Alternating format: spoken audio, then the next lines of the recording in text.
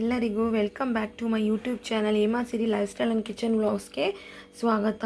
ಇವತ್ತು milk powder ಉಪಯೋಗಿಸ್ಕೊಂಡು ಒಂದು ಬರ್ಫಿ ಮಾಡ್ತಿದ್ದೀನಿ. ನಾನು ಇದಕ್ಕೆ ನಂದಿನಿದು ಮಿಲ್ಕ್ ಪೌಡ್ರು ತೊಗೊಂಡಿದ್ದೀನಿ. ಒಂದು 150 ಗ್ರಾಮ್ ಅಷ್ಟಿದೆ.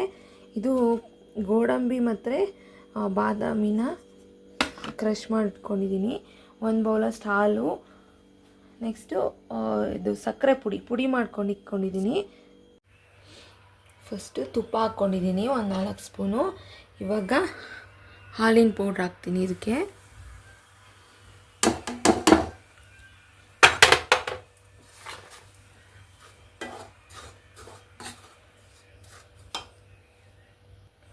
ನೆಕ್ಸ್ಟ್ ಇವಾಗ ಹಾಲು ಸೇರಿಸ್ತೀನಿ.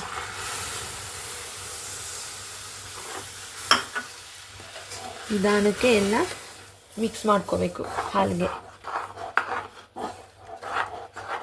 ಈ ಥರನೂ ಮಾಡ್ಕೋಬೋದು, ಇಲ್ಲ ಡೈರೆಕ್ಟಾಗಿ ಹಾಲು ಸಕ್ಕರೆ ಹಾಕ್ಬಿಟ್ಟು ಆ ಥರನೂ ಇಟ್ಕೋಬೋದು. ಇದೆಲ್ಲ ಲಮ್ಸ್ ಹೋಗೋವರೆಗೂ ಈ ಥರ ಕೈ ಆಡಬೇಕು. ನೆಕ್ಸ್ಟ್ ಇವಾಗ ಒಂದು ಬೌಲಷ್ಟು ಸಕ್ಕರೆ ಪೌಡ್ರ್ ಮಾಡ್ಕೊಂಡಿದ್ದೀನಿ ನಾನು.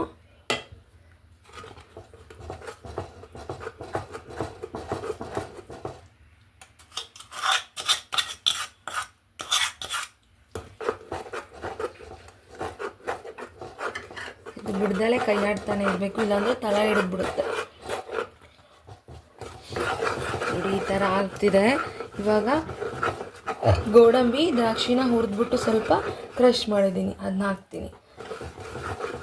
ಇದು ತುಂಬ ಚೆನ್ನಾಗಿರುತ್ತೆ ಟೇಸ್ಟು.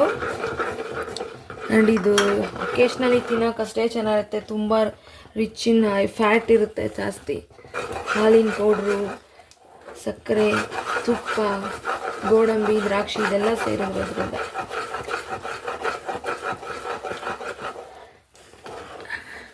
ಇದಾದಾಗ ಬಾಣಲಿ ಬಿಡ್ತಾ ಬರುತ್ತೆ. ಬೇಕಾದ್ರೆ ತುಪ್ಪ ಅಡಿಷನ್ ಹಾಕ್ಕೋಬೋದು ಇನ್ನೂ ಜಾಸ್ತಿ. ನೋಡಿ ಇದೆಲ್ಲ ಆಗ್ತಾ ಬರ್ತಿದೆ. 1-2 ನಿಮಿಷ ಎಲ್ಲ ಇದು ಬಿಡ್ತಿದೆ ನೋಡಿ. ಇದು ಬಾಣಲಿ ಎಲ್ಲ ಬಿಡುತ್ತೆ. ಇದಾದಾಗ ತುಂಬ ಚೆನ್ನಾಗಿರುತ್ತೆ ಟೇಸ್ಟ್. ಅಂತೂ ಕೋವಾ ತಿಂದಂಗೆ ಆಗುತ್ತೆ ಒಂಥರ.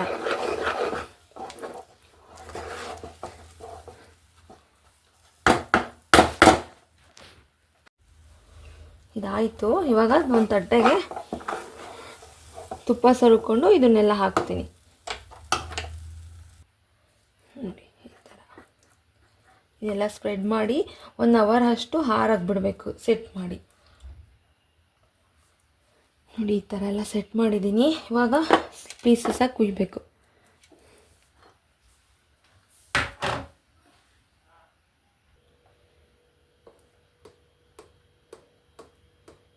ಒಂದು ಅವರು ಹಾಗೇ ಗಾಳಿಗೆ ಒಂದು ಸ್ವಲ್ಪ ಫ್ಯಾನ್ ಅಡಿಲೋ ಅಥವಾ ಹಾಗೇ ಇಟ್ರೂ ಕ್ಲೀನಾಗಿ ಬರುತ್ತೆ. ಇಲ್ಲಾಂದರೆ ಫ್ರಿಜ್ಗೆ ಬೇಕಾದರೂ ಇಟ್ಕೋಬೋದು. ಪೀಸಸ್ ಕ್ಲೀನಾಗಿ ಬರುತ್ತೆ.